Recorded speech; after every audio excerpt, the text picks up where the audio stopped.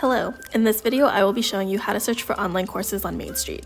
First, you'll want to start in your portal and open up the MaineStreet tab where you will find Course Search.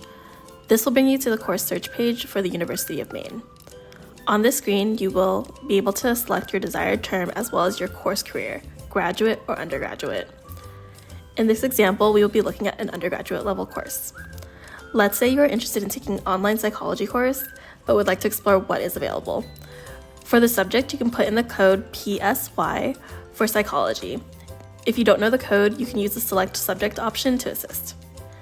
In this example, we are only interested in online courses, so we will move on to the additional search criteria and locate mode of instruction, and we will select online. We will now hit search. To open up the course description for each course, you can click on either the class or the section.